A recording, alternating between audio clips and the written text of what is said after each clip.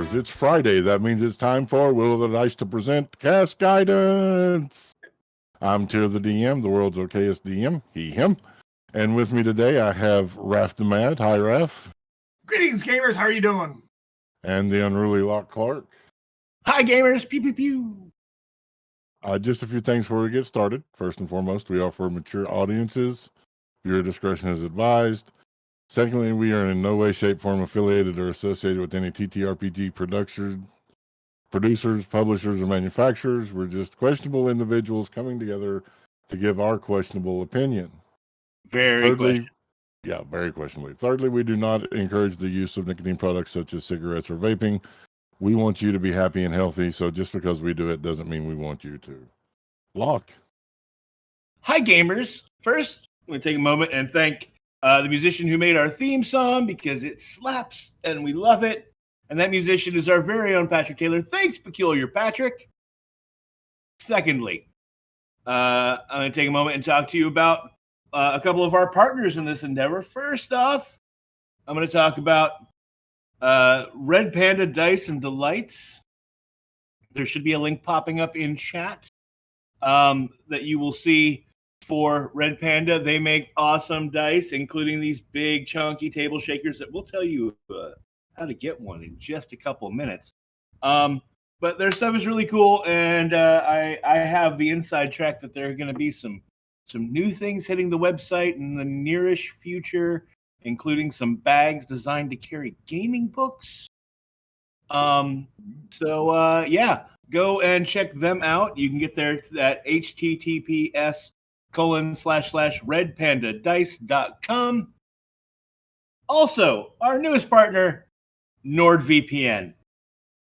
NordVPN is they're awesome. What they do is they protect you from hackers and from spies and make sure that no one can see your encrypted data. They also do checks to make sure that your passwords and your usernames are not showing up on the dark web.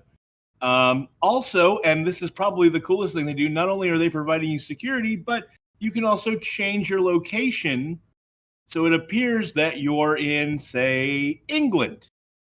And then you go on your Netflix account or whatever, however you like to watch things, and there are options available there that there aren't here. So by changing your country, you get access to all kinds of other things. You don't have Disney Plus? A lot of Disney things are available on Netflix in other countries. So you should really go check them out. And to do that, you're going to go to our website and you're going to click the link there because that's going to help us the most.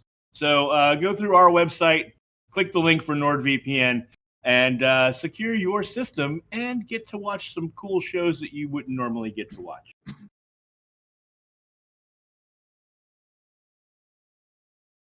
All right, gamers. You know what time it is.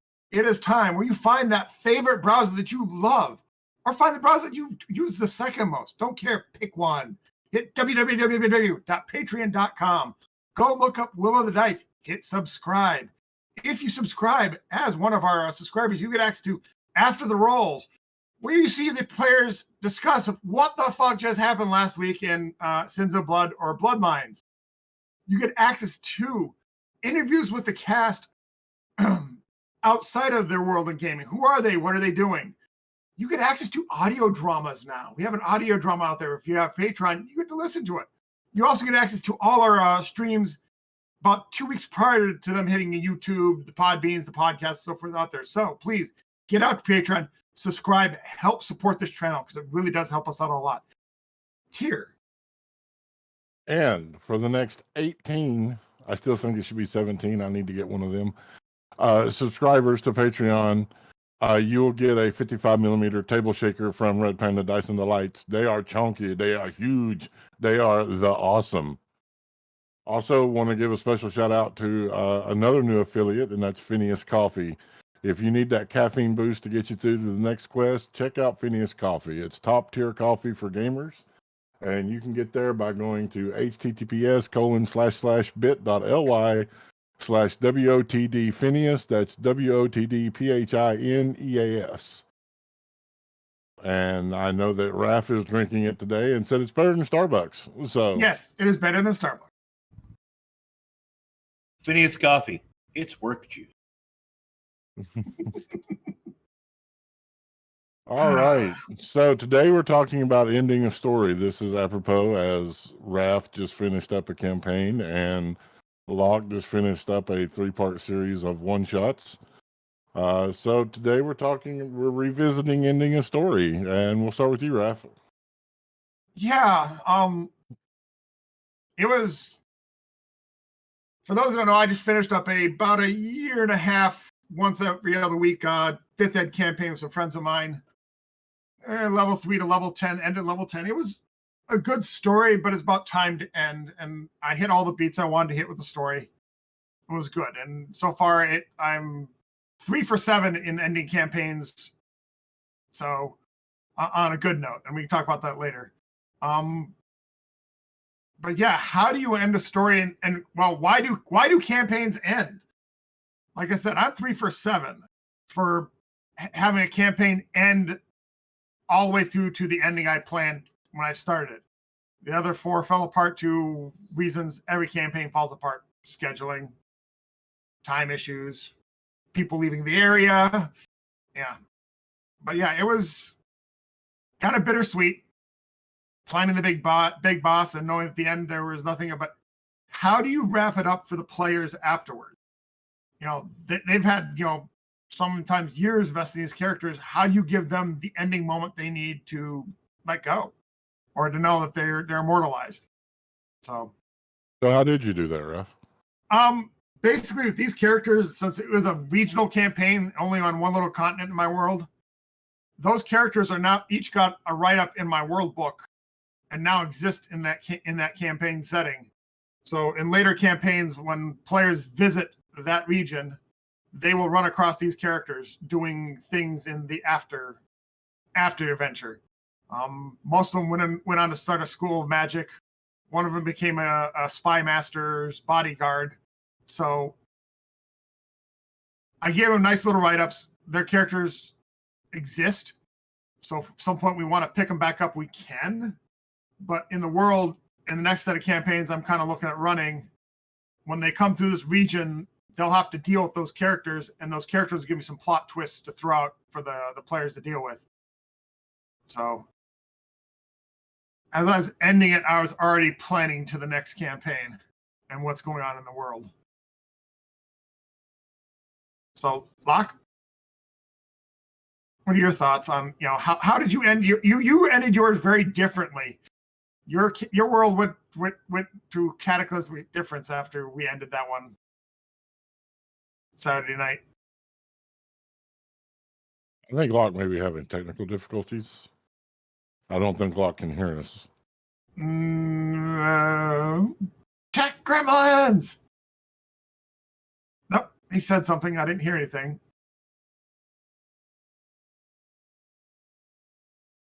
Aha, he's swapping headphones. While he's swapping headphones, Tyr, you've ended several campaigns. How do you plan your endings?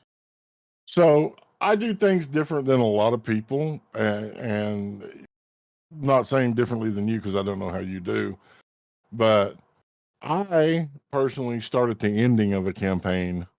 That's where I start building the campaign, is the ending. What do I want the outcome to be? What do I want the end of it to be? And then from there I go, well, where would this begin? And work towards the middle from both sides. So that's how I like to approach it. And I also want to make sure that I have good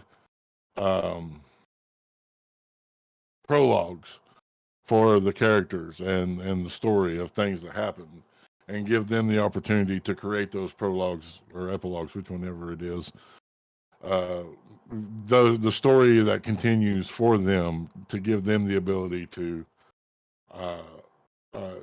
tell me where they see their characters. Mm-hmm.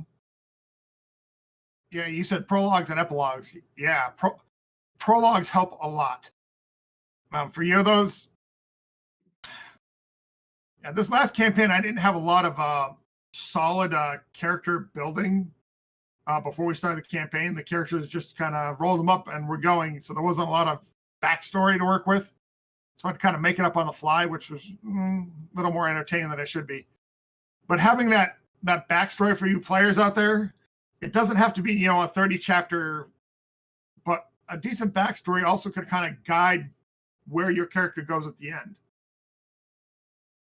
Siri Cat says that they never dare to think about campaign endings. The plot never survives exposure to the players. So this is how I handle that. This is how I handle that.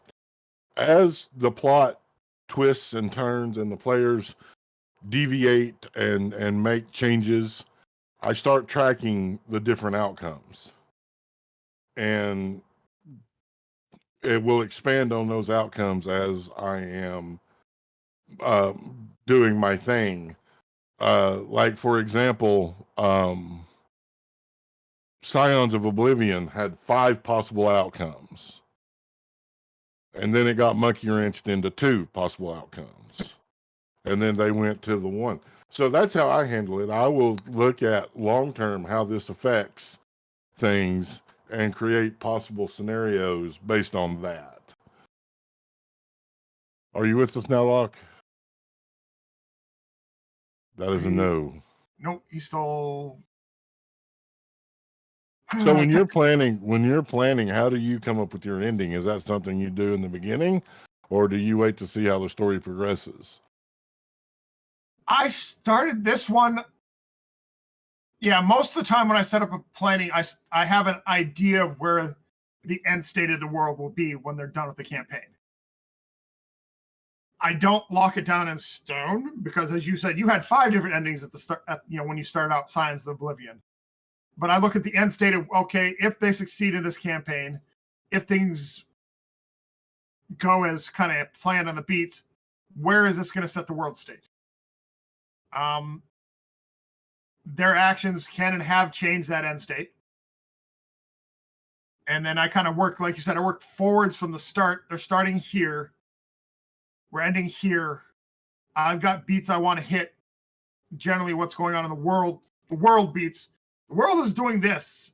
And unless the players are involved in that section of the world, it's not doing it. They're not going to be able to affect it. But they may hear about it, or it may change, or they may go get involved with it. So I kind of keep pushing and seeing which way they go down those paths and change the ending to suit, depending what choices they've made as they go.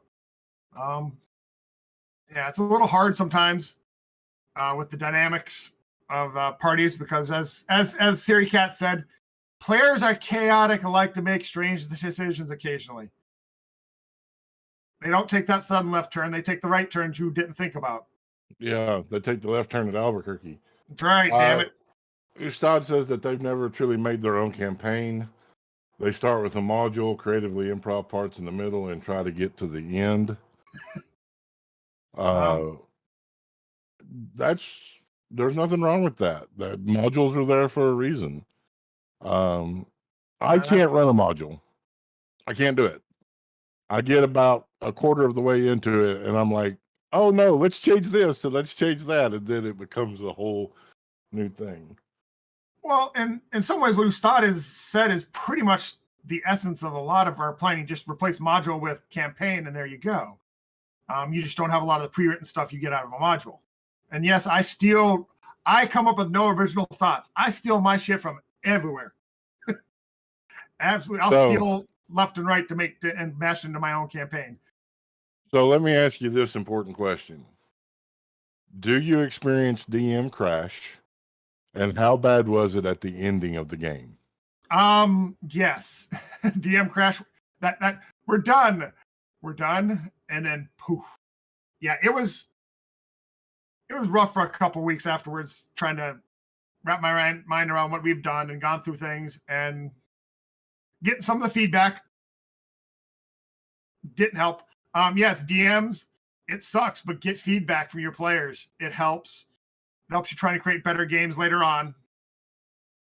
But yeah, I experienced it. It took a while to get my head back into the game, but it was also nice too to take a break because as a DM, you're running, improvising, planning, plotting, scheming in high gear for a while.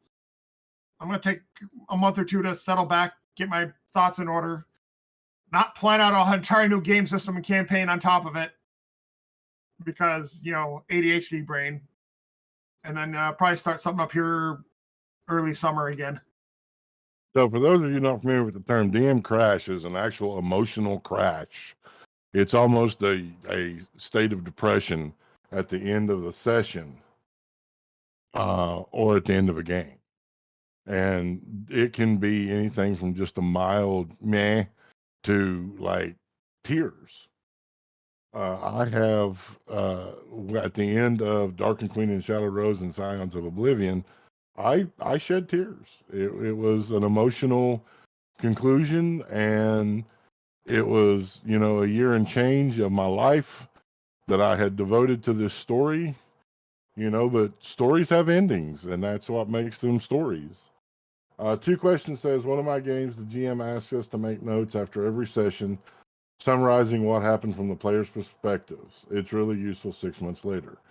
That is an awesome thing. I know that Ren takes a lot of notes, and I rely heavily on those notes because I take notes while I'm DMing, but I can't read my own handwriting when I go back because my handwriting is atrocious. Yeah, I mean, I when I was running an offline campaign before my wife passed away, one of the things I did is I had a character that was the record keeper, and they did it in the form of a journal. They were doing journal entries. So every session they would do journal entry. This character would do a journal entry from their character's perspective of the things that have happened. And it's really cool because they still have that book. And although the campaign ended because my wife passed away and I couldn't resume, to go back and revisit those times and to have that journal entry, it was pretty awesome. Yeah, that would be kind of cool. Yeah, I did some journal. I did try to write down the story of this last campaign. I got about 2/3 of the way through it, and then I got distracted because that happens. But yeah, but your that campaign ended because a player death, and that's sad. But other ways campaigns end that we're not talking about is the success rate of an actual campaign ending to where the DM says it should end. Ending the story is actually not that high some days. No, the thing that I have discovered that I miss high school because in high school we didn't have a lot of conflicts with our games.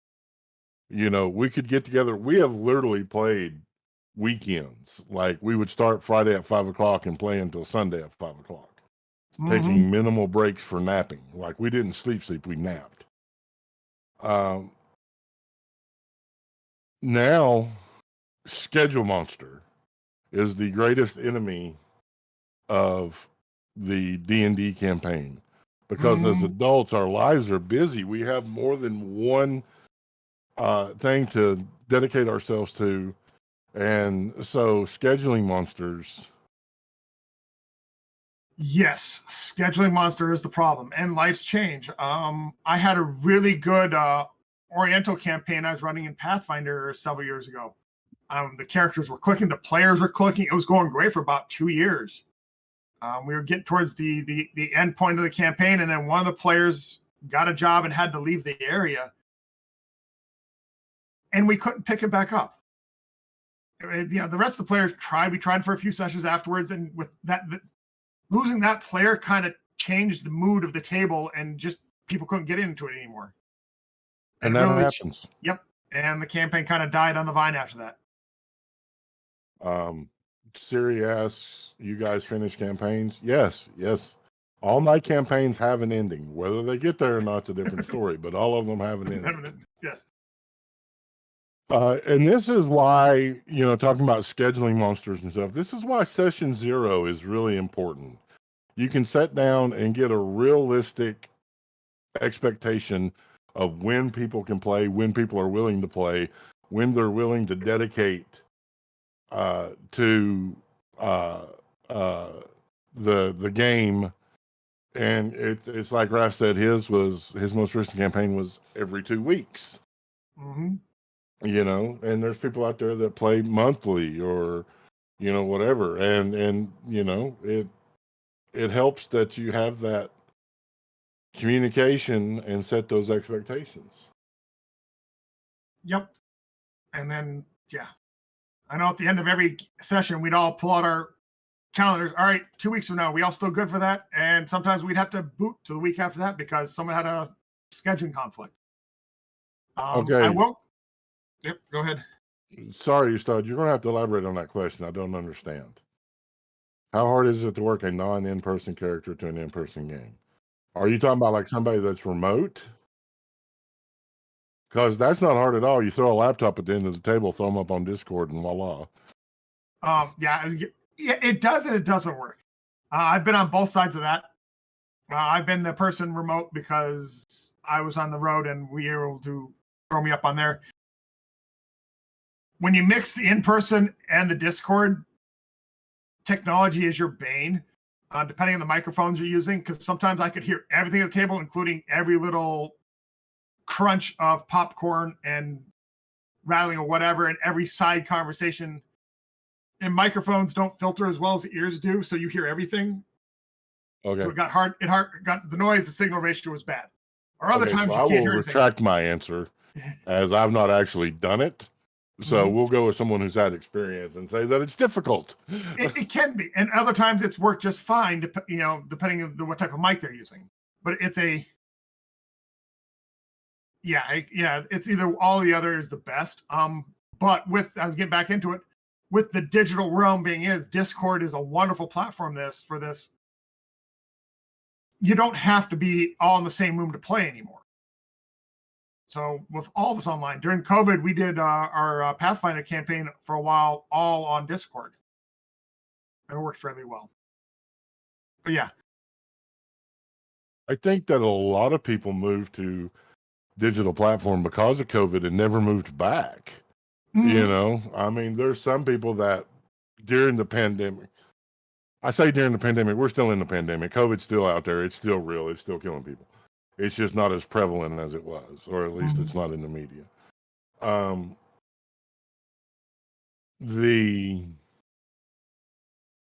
The use of things such as Discord, Roll20, Foundry, the virtual tabletops spiked heavily during the COVID shutdowns. And you saw a lot of people that didn't move back. Nope. And we did in our Wednesday night group because we're all local and we like that in-person interaction. But it also opened up. I was able to run a campaign for all my players in the last campaign were all in Chicago. I don't live in Chicago. So me as the remote DM was able to throw things up on Discord, throw things up on Owlbear, and we had a game. We had a fun time. There were some good moments in that game. So, but being able to do that across the electronic media has opened up the number of games that you can play. You're not constantly looking for a place to play at. Yeah, that's a different problem. Where do you play at? And as Todd said, that there's many that want to do in-person games, but they're not sure how ready they are for that. And that's a valid thing. Mm-hmm. And again, that comes back to the communication, the session zero, if you will, the hell before session zero, you know. 2 questions says that they can confirm that any kind of meeting is best all remote or none. Agreeing with you, Raf, where you had difficulties. So yeah, it may be a thing that you all may be able to find a solution where they can work you in remotely, or it may not. It may be a thing that, you know, you have to wait till you're ready for the in-person to get in with these games, or find the game that's strictly online. And not to gloom and doom it. It is, if you're doing it just for a couple sessions because you're on the road, have to be on the road that week, it's fine. And you get in your salient points and you can kind of listen to what's going on. It can be tough at times. It's not the same as either all in or all out. Okay, so Locke needs to reboot. So we're going to go ahead and take a quick break to let Locke reboot. So hopefully we can get their tech gremlins sorted and get back.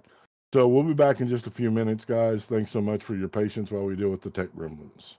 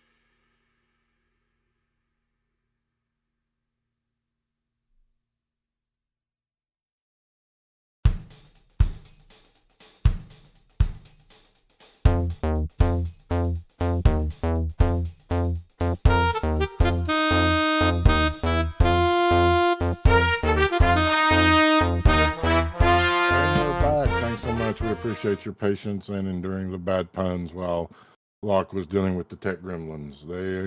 It wouldn't be Will of the Dice without tech gremlins. I don't think we've ever had an episode without tech gremlins of some sort at some point. Yeah. The my computer decided it no longer recognized Bluetooth devices for some reason, and then didn't want to let me switch to my headset, my plug-in one. So yeah, I couldn't hear any of. I did eventually, while in the frustration, turn on the Twitch feed on my phone so that I could actually hear what you guys were talking about. Some. Yeah, what were we talking about? Oh yeah, endings, campaigns. Oh shit, he froze. Oh, there he is. He's coming back. No, I'm still here. You had frozen. Yeah, things are opening on my computer now because I did a full restart, and it's like, oh yeah, by the way, this program needs to come back on, and it locked me up for a second. Cool. So We were talking. Go ahead, Ref. I was going to say, we were talking about ending campaigns, and you just ended your 3 series one-shots. I did. And you ended it very differently. So, your thoughts? I did. So, well, let me just say, first off, that I knew the ending of that campaign before that, or that one-shot series before it started. While cruising on, I think it was on one of the D&D meme posting groups that I'm in. Someone posted a magical item that they had found on the web or created. I don't know. And that item was it was an elixir that bestowed godhood. That was in a bottle wrapped in chains with a lock on it. And the only notes it had were the lock cannot be opened by a wish spell. And that it opened it up for the DM to decide what has to be done to open this lock. And I was like, oh, now that's a cool idea. I wanna play with that idea. And so I created my world, and the first episode had nothing to do with that exactly. That elixir was hidden in the vault that the crew stole. And it wasn't until after the mission that Reg found the hidden portion of the vault that had the elixir in it. And then that became his new obsession for the final 2 episodes. So I knew where that whole thing was going. Kind of want to hit on that. Your character, Reg, was the NPC that hired the players to run all this. So basically, instead of doing DM Fiat, Reg knew all this stuff. You played it as Reg, the character, didn't know anything about it. And Reg, the character, made decisions outside the game that set up the next 2 sessions. Yes. And that's, for the non-storytelling, that's a very interesting way to look at how you build your and how you run your world and set up your NPCs when you set up your story. Yeah, I mean, I could have just had Reg have the magic item at the beginning and have you all stealing things to help him open it the whole time. But I thought it was a much more interesting story choice to have him. He was in the first episode. He used the party as a distraction. They steal the vault while he is really stealing his target, which was a Gorgon, because he needed Gorgon blood. Because Gorgon blood, when mixed with mortar, makes a magical barrier and can protect your keeps. This is like old back when D&D had rules for creating your own keep and shit. That was part of the rules. Was Gorgon blood was a thing you had to get if you wanted your keep to be really cool. So there was a Gorgon in the menagerie. I mentioned it at the beginning of the game, and everyone, they go in to steal the vault. And when they get away with the vault, they find out that they were just the distraction and that Reg was really after this other thing. But he lets them take what they want from the vault. and they leave. And I had the full list of everything that was in that vault. And one of the objects that Reg got from the vault helped him find the secret compartment in the vault, which held the elixir. So now effectively they stole the elixir and gave it to him without knowing they did so. And that makes them somewhat complicit. And now he's going to go further on to use them to get the components he needs for the ritual that will open the lock and let him ascend to godhood. Yeah, there's a lot to unpack there. I think it's just some of that. I wish that would have come out in story. That whole Reg finding the elixir and stuff. Even at the ending, I wished it would have come out in story. If we had had more time, it probably would have. If I were running that as a full campaign, or as even a short campaign, I probably could have brought it out in story, but yeah, we were running short on time at the end, so I might have rushed the ascension scene at the end a little bit. It happens. There's something in there. Oh yeah, back to now for a DM, how much of what goes on in the world hits the cutting room floor per se, and that your players don't see? Oh God, so much. Oh yeah. I when I'm DMing, I'm constantly, or I shouldn't say when I'm DMing. Depends on what you define as DMing, I guess. Is it DMing when you're working on your campaign and the players aren't there? Yes. I think it is. That's billable hours right there. Ask a lawyer. So when I'm working on my campaign in the in-betweens, that's one of the primary things on my mind. Is what are my NPCs doing? What would they be doing during this time? And those answers often lead to interesting wrinkles in the stories to come. And maybe it never comes out. Maybe you never know. But but it does flavor the world because you know it. Mm-hmm. And you have it tucked away in the back of your brain. And if your players should be like, should find that NPC and go, so, hey, what have you been up to since we last saw you? They have an answer. Almost all of them do.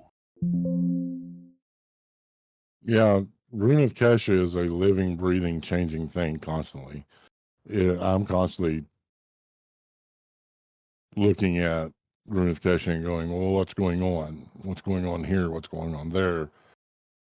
What is this person doing? What is this? Excuse me. What is this kingdom doing? I didn't sleep well last night. And because I never know where my players are going to wind up is part of the reason.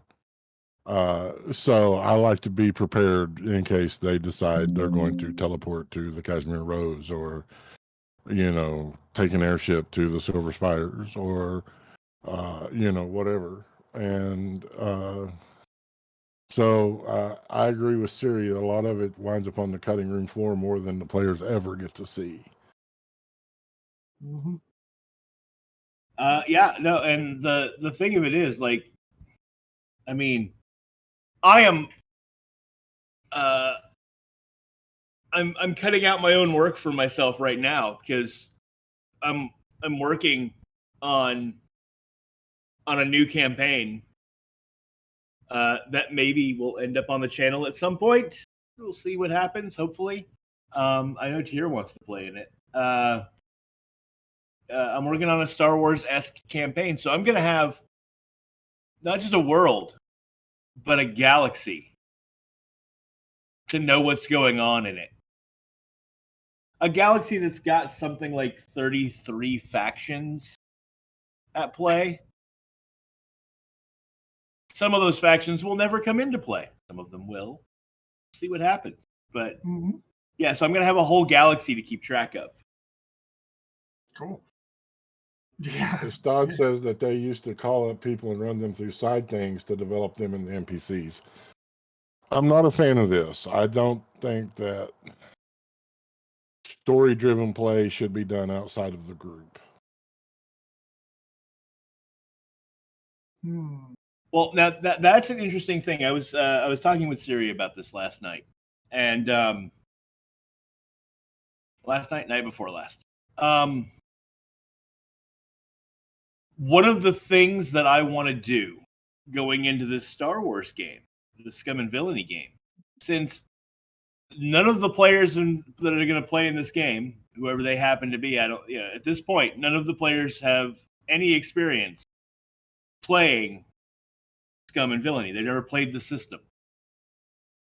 So it's a brand new system. So one of the things that I want to do is I want to run a one-shot, a practice game for the players that are going to play in that to give them an experience in the system.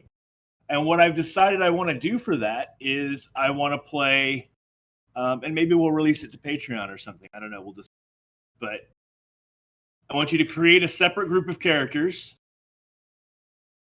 a different crew in a different ship, and you're going to get a job, and you're going to do the job, and you're going to create the sort of rival gang to your character's gang. You're building your own rivals, and you're going to play them for a one-shot and set them up for me and show me what they look like, and then we're going to move to playing the real game. So you're going to build some NPCs for me, and you're going to do that, to help yourselves out and give yourself something cool so you can fight yourself later. Yeah, I was gonna give you shit about being a lazy DM, steal, make your players do your work for you, but I do all shit all the time. So yeah, but does it not make it better? Would you rather fight would you rather be rivals? And it's not even a fight, really. It's just like snooty looks from across the bar and competing for similar jobs, whatnot.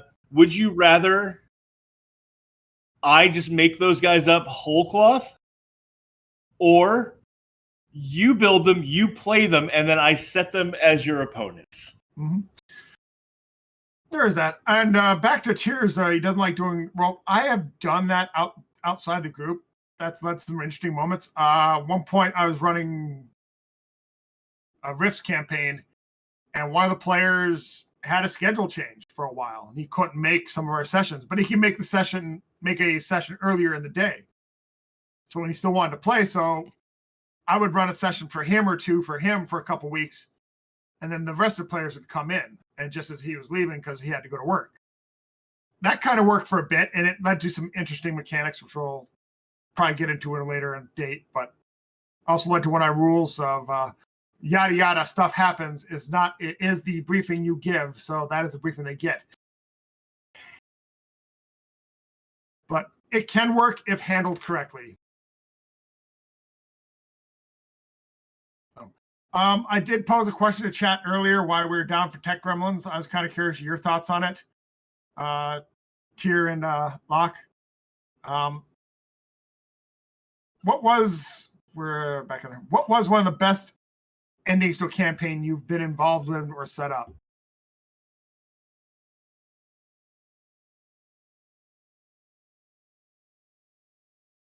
Oh, they're thinking. I don't know.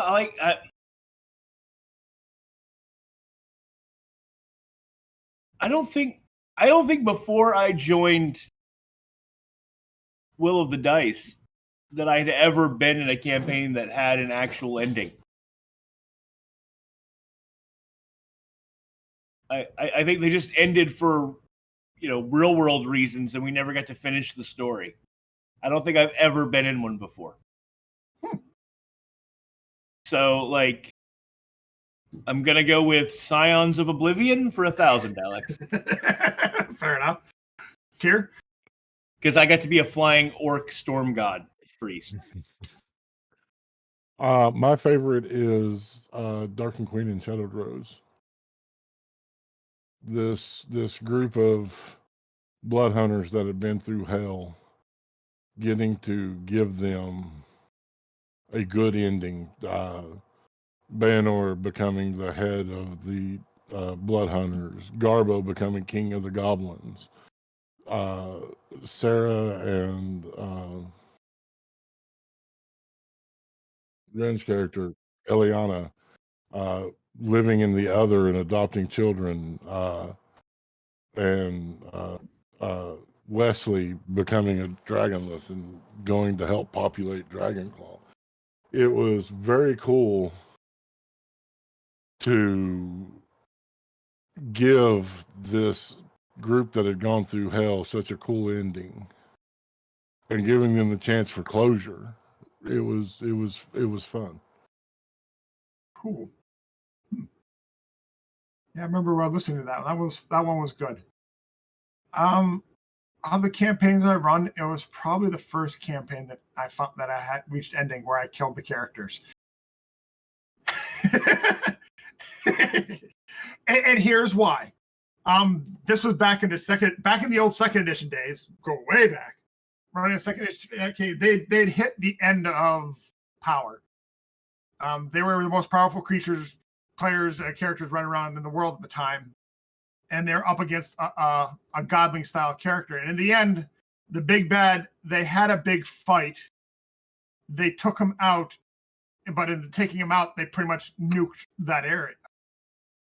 It was the epilogue endings, because there wasn't much else they could do with those characters.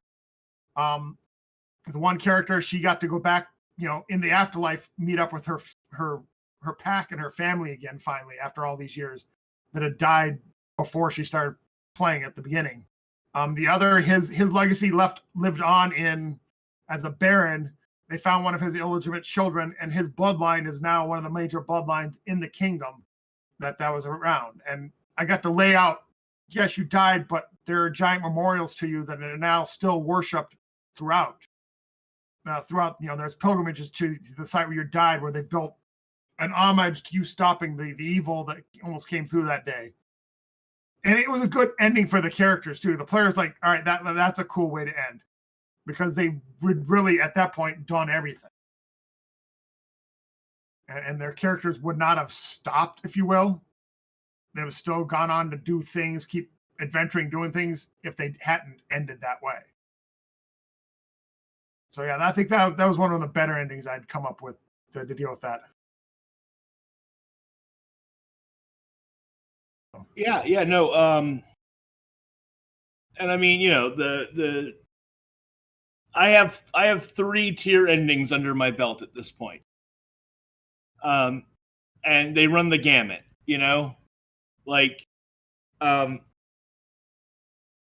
Scions of Oblivion, you get sort of the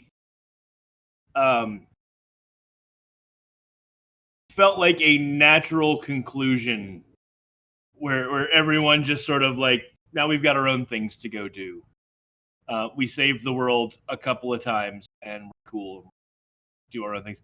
And I loved the organicness of that one, and that's why I picked it. The Darkened Queen and the Shadowed Rose, you get the well-deserved, you've been through hell, here's the closest thing to a happy ending you get. And that felt real good, and I liked it.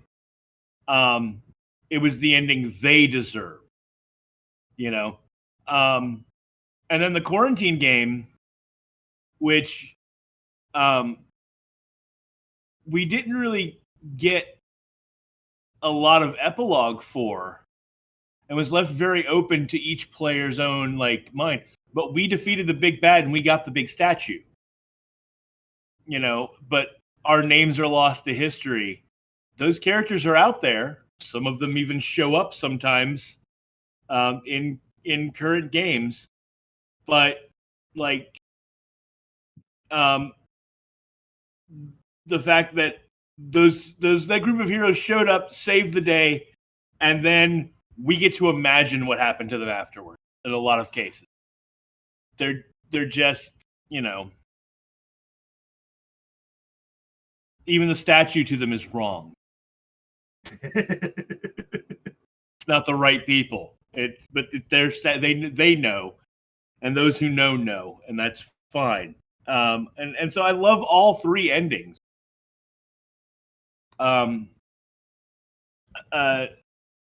Siri makes a good point in chat, talking about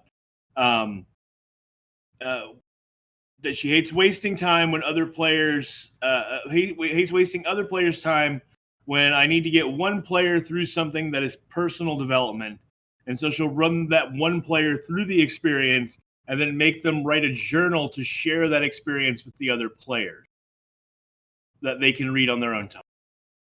And I love that's a great solution. And going back up, 2 questions. This is it's a Scum and Villainy game that I'm going to run. And I'm going to use that setting, but I'm going to adjust it to be a little more Star Wars like than the system. I mean, the system is already Star Wars is already one of the touchstones for Scum and Villainy, so it's going to be but it's still going to be that world setting and those mechanics, which is a very narrative storytelling system. Mm-hmm. Yes, chat, please chime up as we go. We love our chat. We love interacting with you. And so please, for those people just logging in or have joined us recently, yes, please join our chat. Type up. We like interacting with you.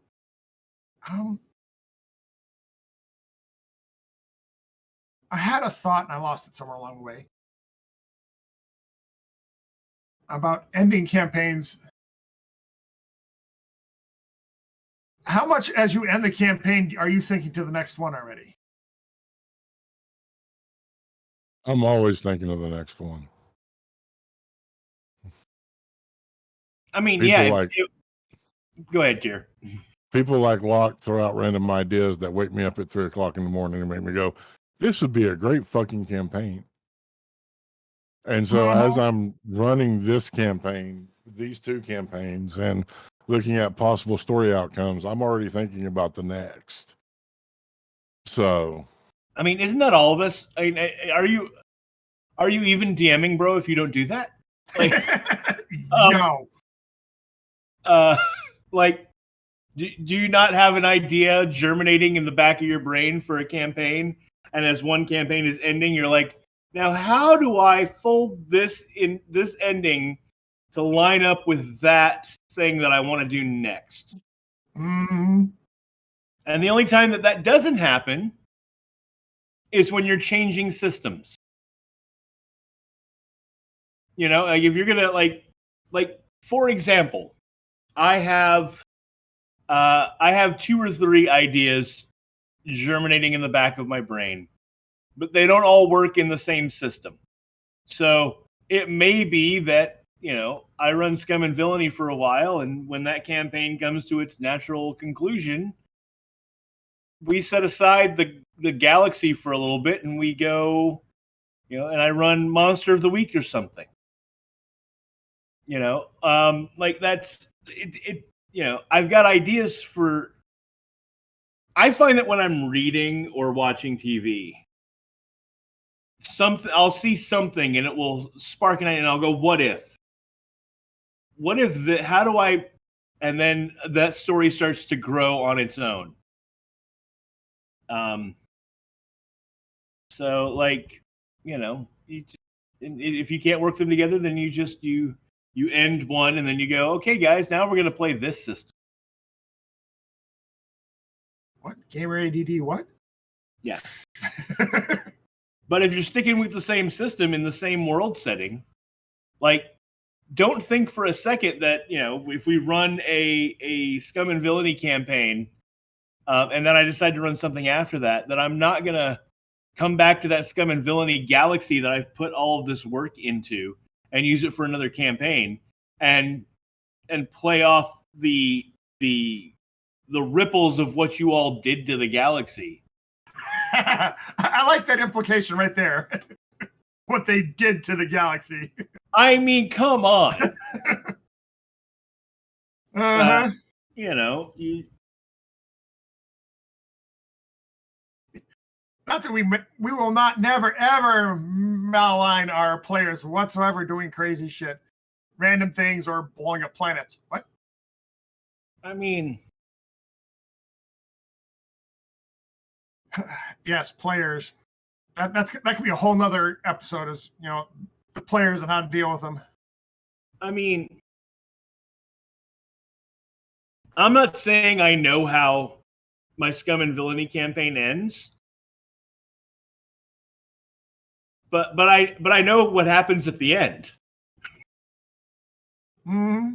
I know Hopefully, exactly what happens at the end, and I know what the next chapter looks like. So, two questions. Me and your GM are a lot alike. He says that it separates his games by decades, so you don't need to have previous context, but the Easter eggs are pretty nice. Mhm. So, when I ran Darken Queen and Shadowed Rose and Sounds of Oblivion, it was 10 years after the Battle of the Demon Bride, which was the quarantine game that Locke was referring to. And then Bloodlines and Sins of Blood take place 30 years after Darken Queen and Shadowed Rose and Scions of Oblivion. And there's been Easter eggs. You don't need the context from those games to be able to play, but they are Easter eggs that come in. Mm-hmm.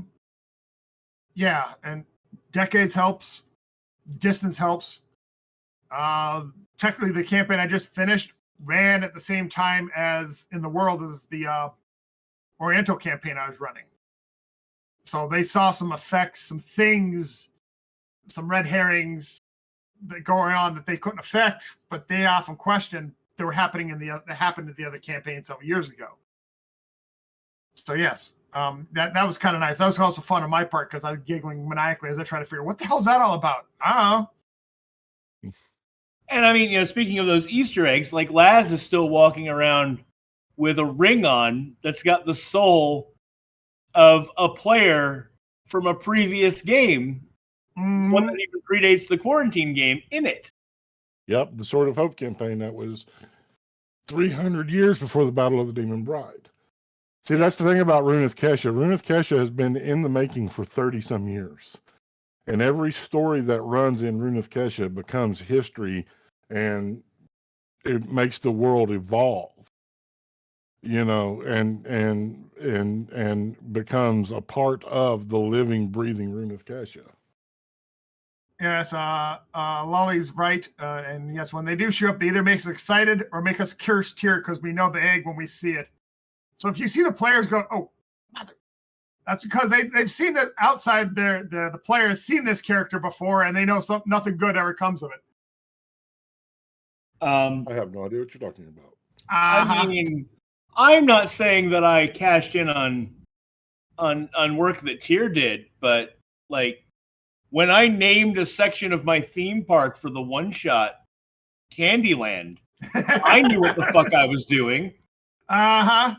You saw every player, even me who's never been there, go, fuck, no, we're not going there.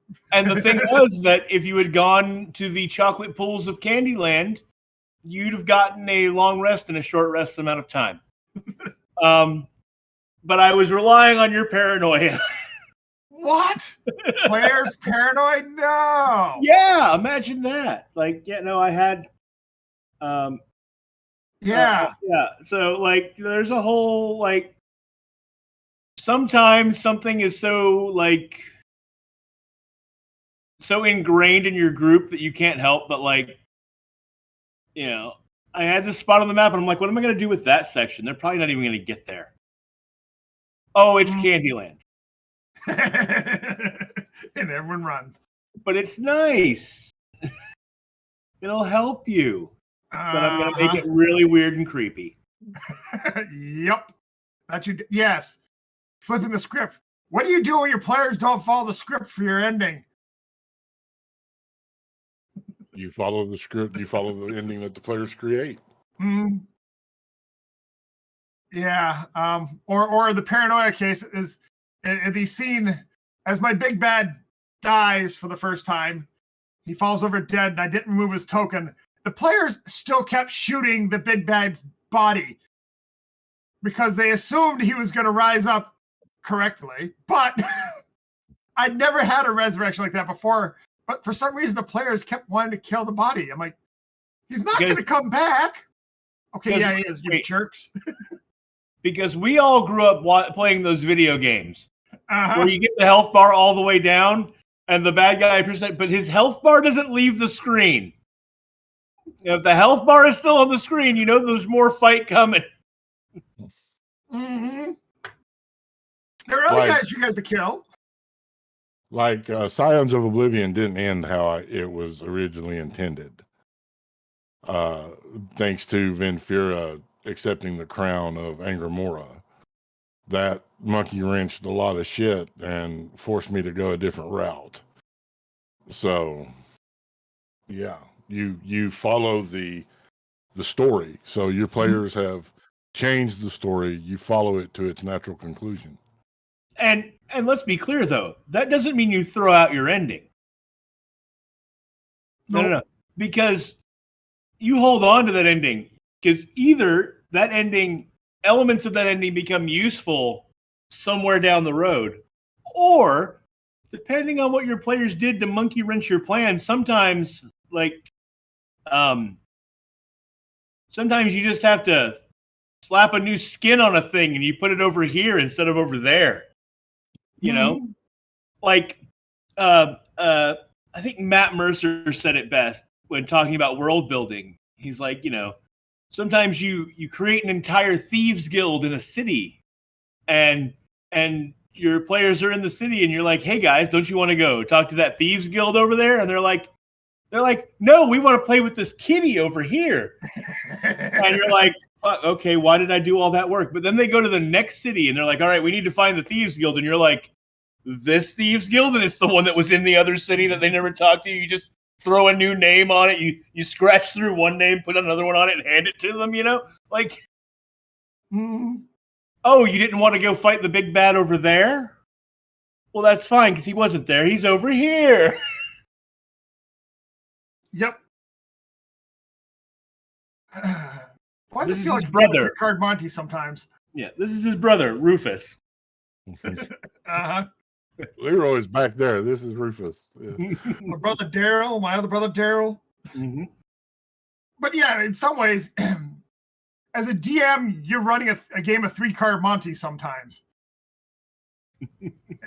And and then you start to think about that, and that starts to make more sense, and it's much more apropos than you think, because you give your players the illusion of choices sometimes, but you know the game's rigged. They don't. You do. And if you do it well, your players enjoy it. Yep. Yeah, no, I mean, and even those of us who have sat behind the table and have run 3-card Monty and are able to recognize it when we see it, we're not upset about it. Like, it's not, until the DM counter spells your heal when you're trying to save your girlfriend's life, and then you get a little frustrated and you say, "Fuck you, asshole." And a little frustrated. I thought you were going to rage quit. Let's be honest. No. All right, let's clear that up. I was high in my character's emotions, and then you did the thing that is a pet peeve for me, and I said "fuck you," but it was said deep down with all the love I had, but at the same time, "fuck you." I say "fuck you" out of love. It was not. I was not anywhere near rage quitting. I was frustrated, mostly at the heel, but at the lack of heal because counterspelled. Need to use that more often. It's bullshit. Counterspelling heals is bullshit. I'm sorry. Hey, at least you didn't counterspell a restoration. That's technically what it was. Ooh. I mean, it was, yeah, anyway. But, like, I forgot what we were talking about before I tangented on myself. What, a tangent in this crew? No. But no, like, I don't remember. Fuck. We lost it, John. That brings up this point. Raph, you ended a campaign with killing the characters. Mm-hmm. Is it okay to have an ending where the players don't win, or they have to sacrifice themselves to win. Mhm. Yes.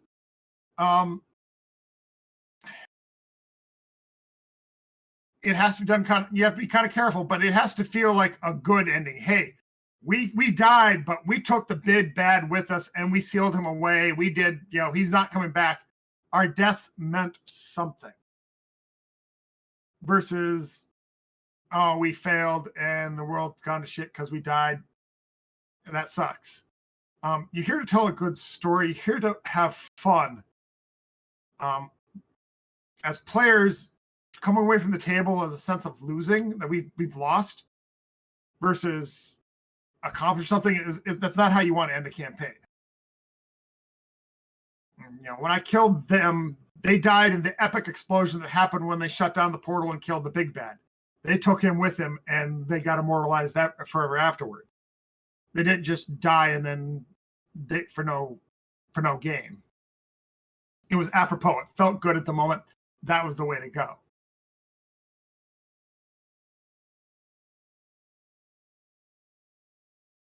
Mm-hmm. Yeah, two questions does kind of point that. Yeah, it is really cool, provided you let the players know ahead of time, you give them some input. Now, I didn't let them know ahead of time, but they ran with it and they liked the ending because it was a good way to send those characters off. They got the good Viking Valhalla death. Yeah, I don't think you have to check in with them ahead of time. I think if one, as we've said a million times, you've had a session 0, you've discussed boundaries, everyone signed up knowing character death was on the table, and then I think it's far more powerful to, in the moment, give them the option. You can win. You can save the world. But you're not walking out. And letting the players make that choice makes it much more palatable. It's still consent because they're still consenting to it. Mm-hmm. But it's happening in the moment, and it is it's organic, and it feels real. Yeah, I made sure during session 0 with both Sins of Blood and Bloodlines to let you guys know this is going to be dark and gritty. People may die. Mm-hmm. And everybody signed up and was like all aboard. So they're all going, now we have some buyer's regret. Uh-oh. No. We're it's still enjoyable either way. But because I get to delve into my character's emotions. Mm-hmm. So when Atreus goes all dark and broody and angry, understand that's not Locke. Locke is having a good time because Locke's getting to play in that space. And I apparently, I have resting angry face anyway. So it doesn't take much for me to look really pissed off to people, and I apologize for that. There's nothing I can do about that, So, and unfortunately, or fortunately, I guess depending on how you view it, anger is an emotion that I can get in touch with very easily, and I can play in that space and not let it affect me, the person. Mm-hmm. But it's I hate it when people misconstrue me playing my character angry with me being angry at them. I try to check in and make sure everyone knows that I'm not pissed off. If I were pissed off, you'd know I was pissed off. This is not pissed off. This is me having fun. Mm-hmm. Yeah. Ooh.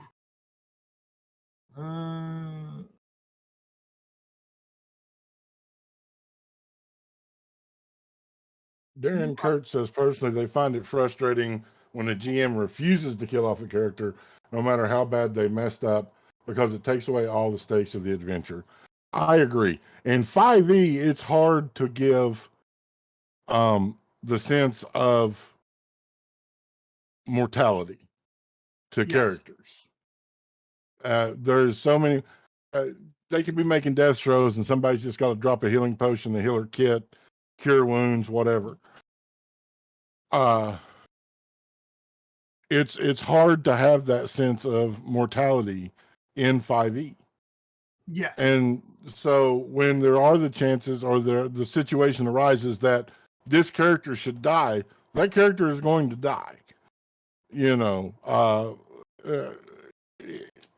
It's not me punishing someone. It's just, if that's the natural progression of the story, that, then that's the way it goes.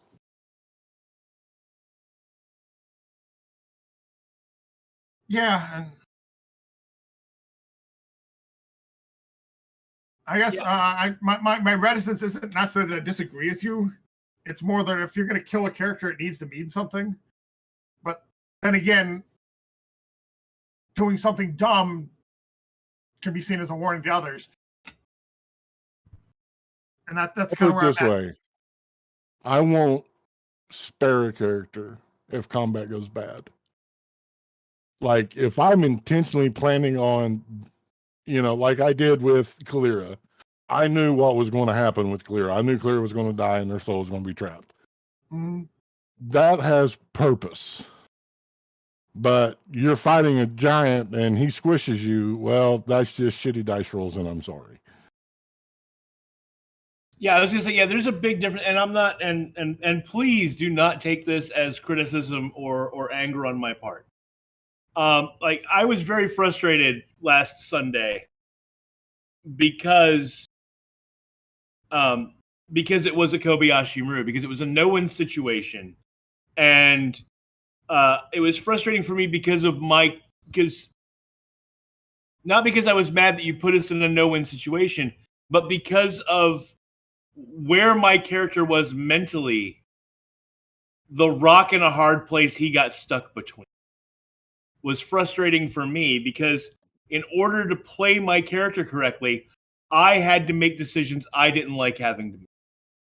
And not that wasn't fun, because it is fun, and it's going to be fun next week or this week, the next time we play, it's going to be fun for me to have to deal with the ramifications of that.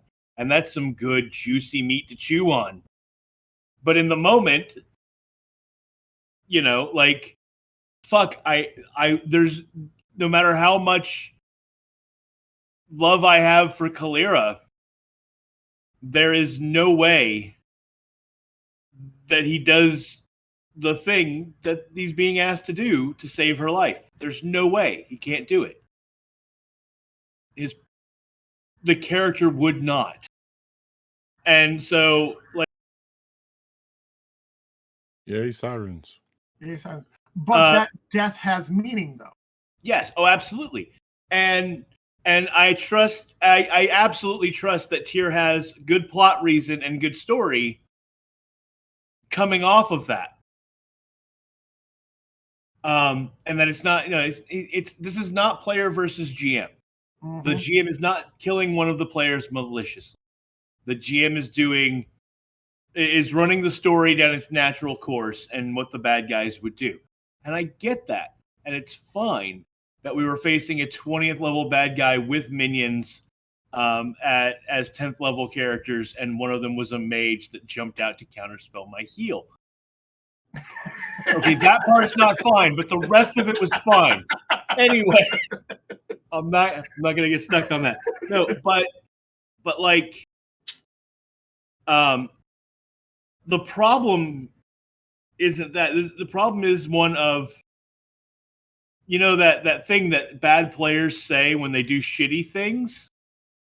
Mm-hmm. I got stuck in that trap, but in the best way, which is, this is what my character would do. And I'm not using that to justify my shitty behavior. I'm using that as a, fuck, I can't do the thing I, the player, want to do, because that's not what my character would do. And it sucks. Oh man, does it suck. Well, but that's kind of the difference, because you're not leaning that cliche of, oh, that's what my character would do, and just go be a dickhead, murder hobo in the court. And that's kind of where that cliche comes from. Well, my character do Yeah. that to justify just being a murder hobo. Right. No, and that's I have one regret from Sunday. There's one rule or one scenario that I didn't think of until after the game. And that's Kalira could have used Flash of Genius and could have passed that saving throw. oh shit. Yeah. Mm-hmm. But I didn't think about it in the moment. I don't have people's character sheets memorized. Yeah. And you know what else? I have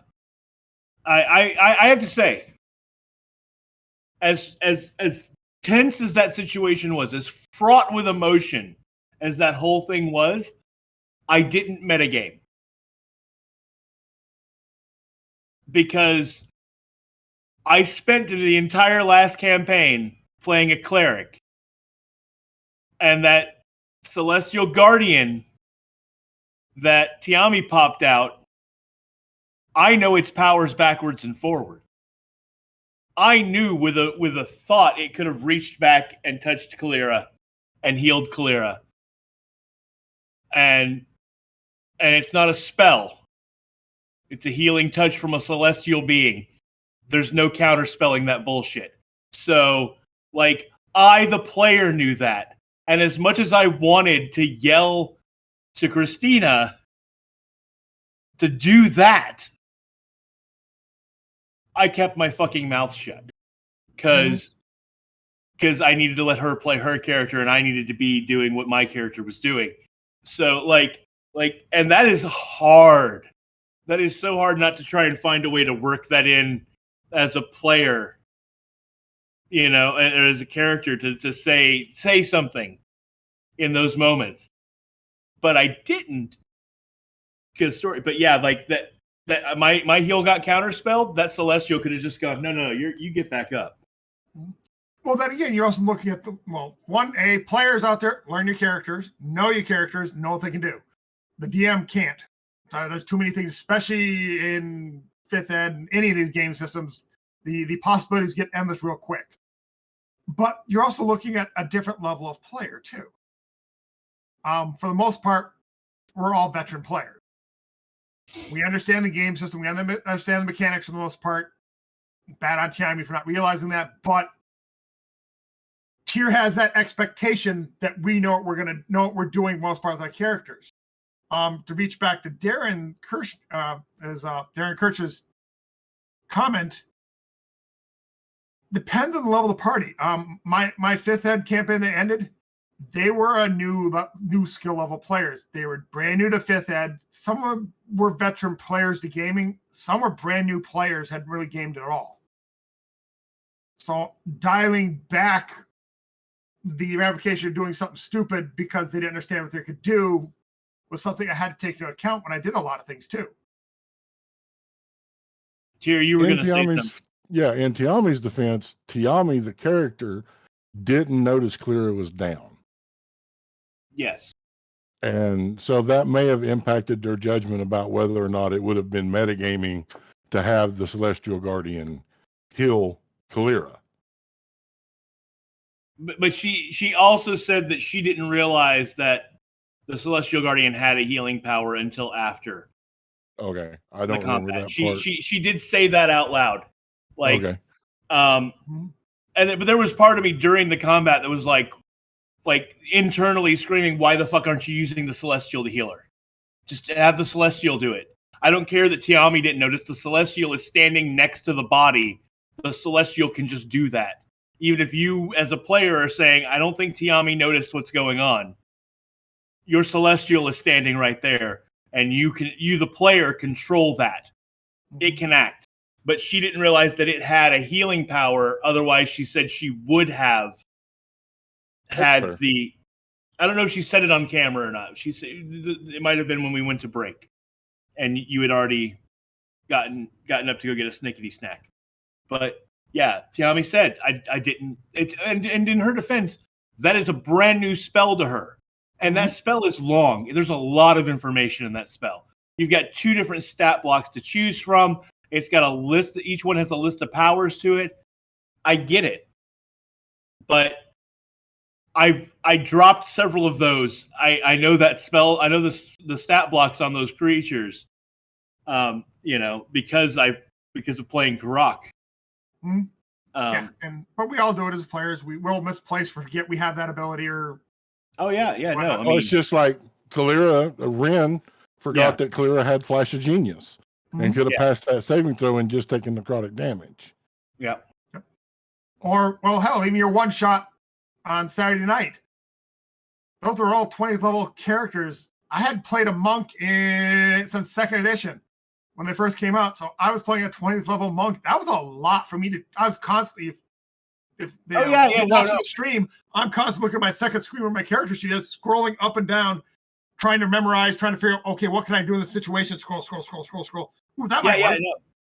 Yeah, I mean, and as a 20th level character, if it's a class that you're not super familiar with, you've got a lot of stuff you can do on that sheet.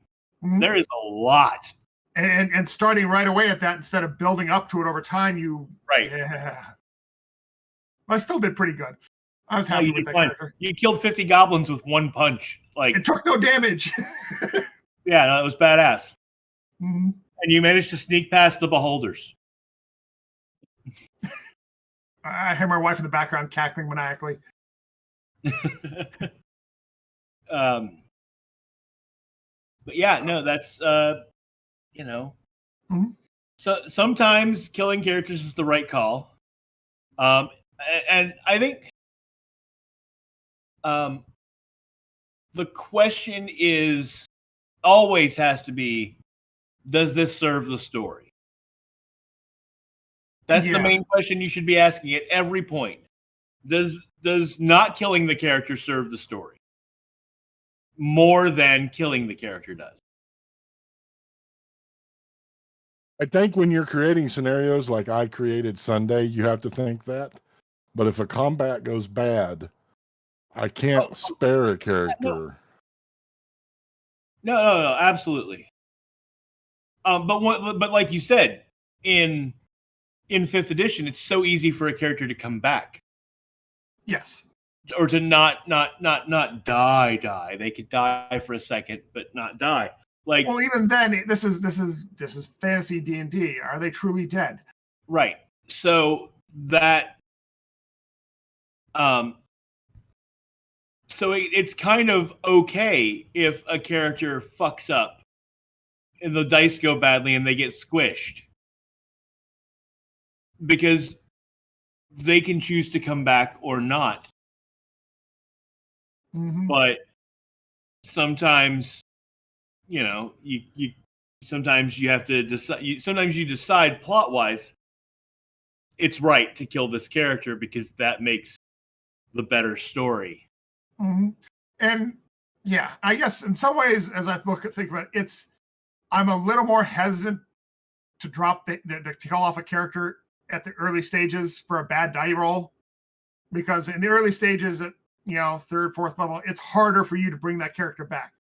Yeah. You start getting out where you got money and resources on higher levels. It's okay. You died.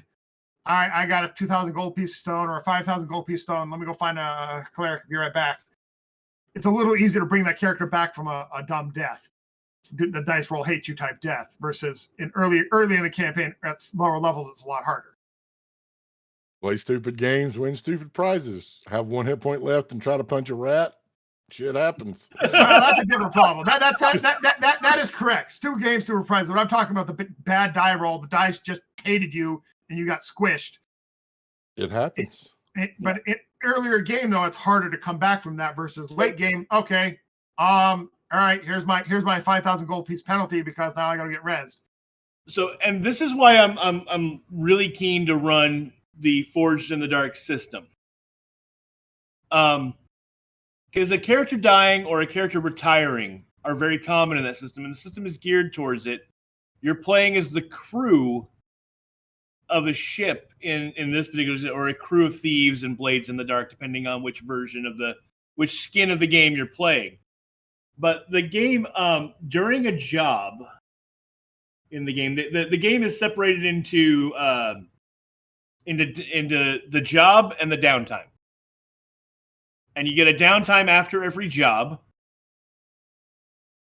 during the job, you can take some harm, but the harms are mostly like the harms may remove 1 die from your pool of dice or something like that. But there's just more flavor. You know what I mean? Mhm. Like, this is a game that says it's almost always better to choose the bad outcome than to choose the good outcome for your character. This is like because it's better story. Like, if you fuck it up, it's almost better to fuck it up a little bit, or to fuck it up in a big way and then have to fix that. Like, so the main thing instead of hit points that happen to you during this game is you take on stress. You have a little meter, and you fill up your stress meter as the mission goes on. And then during your downtime, you get to go indulge your vice, whatever that may be, and lower your stress level. But when your stress bar gets full, that's where things get really interesting in that game. You take a trauma. And when you get full up on trauma, that's when your character gets sort of removed from play. That character's not playable anymore. We're sorry. They're too traumatized. And I'm not sure. I haven't looked far enough into the rules to see if there's a way to remove trauma. There might be, but like some of the traumas that you can take in the game are haunted. Like, you saw some shit that now, like, you see it in your dreams, sort of deal. Cold, obsessed, paranoid, reckless. You've gone soft, unstable, or vicious are the reactions to trauma that your character can have. And those now become character traits that you have to play with your character. So, and you can choose almost at any time to not, like, I'm not going to take any more stress this heist. I'm sorry, guys. But sometimes you're seeing your friends, like, they're in deep shit and things are about to go real bad, and I can help if I push myself and take a stress. But that's going to fill my bar and give me trauma. Cool. So, like, I really like that about the system, is that the system, like, all of this adventuring takes its toll on your psyche. And then you have to role play that. And if it takes too much of a toll, you're gonna be out. You're gonna go retire, and or you're gonna sacrifice yourself or whatever. Like, there's It has a real Call of Cthulhu feel to it in some ways. Kind of with sanity. You walk in Call of Cthulhu. Your character don't get attached to your character. He's gonna go insane or die somehow at some point. Chat, what do you got for us? We're starting to get towards the end of our 2-hour session. Chat's always been good to us. Please ask your questions. And 2 questions agrees with you about Forge in the Dark and Band of Blades. He fully recommends it. Yeah. So Scum and Villainy is a Forge in the Dark system, and it is it's Blades in the Dark, but instead of being medieval crew of thieves, you're Firefly, your Cowboy Bebop, your Guardians of the Galaxy, or your Star Wars Rebels. That has a sad. Oh, my Dyson Gentle fan has died. Oh no! Oh no! Yeah, that sucks because I need a fan for playing because it gets so fucking hot. Yeah.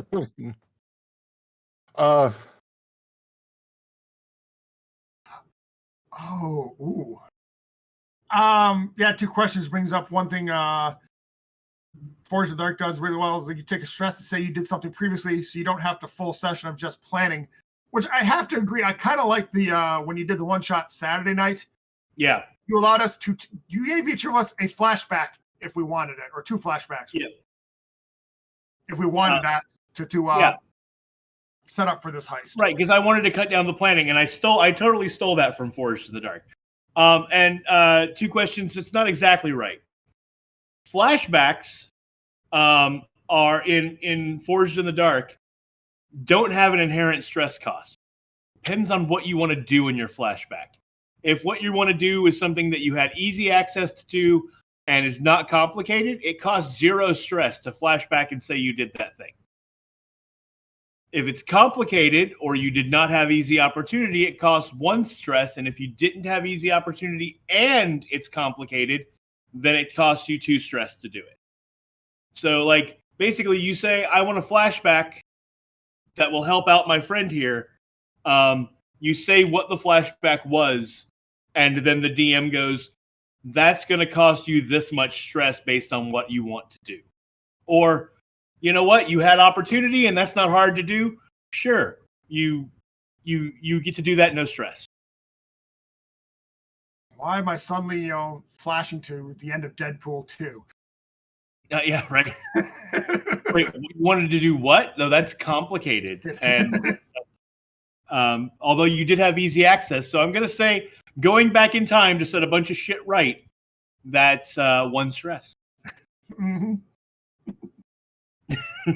Also, one of the things, I should probably suggest this to Ren for that thing she's developing that I don't know if we're talking about it.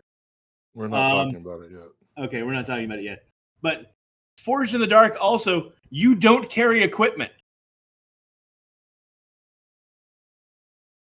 Which is interesting. You have a load. You choose your load before you go on the mission. And your load is light, which means you're completely inconspicuous and don't appear to be carrying weapons. You look like a normal person. Normal, which means that you look like you're on a job. And heavy means you're armed to the fucking teeth. And so a light load is 3, a normal load is 5, and a heavy load is 6. And so you choose your load before you go, and that means you have 3 equipment points, or 5 equipment points, or 6 equipment points, depending on your load. And at any point in the game, during the job, you can look at your DM and go, you know what? I want to. My this person's hurt. I want to use a med kit to help them. Do you have a med kit? Yeah, it's mark 1 load for your med kit. That means you put it in your pack this time. So what's in you have Schrodinger's backpack, basically. until you need something, there's nothing in there. But when you need that thing, as long as there was space left in your backpack for it, you get to have it. Now, some things cost 2 load. Some things only cost 1 load. So, that's something that, that I love that about the game, that but marking your load means that now I don't have the option to pull something different out later. Cool. 2 questions brought up. Blaze of the Dark also has a very defined ending for that game. Since we're on endings. Yes, there are very defined endings that involve you gaining enough territory or rep or things like that. It depends on the skin of the system.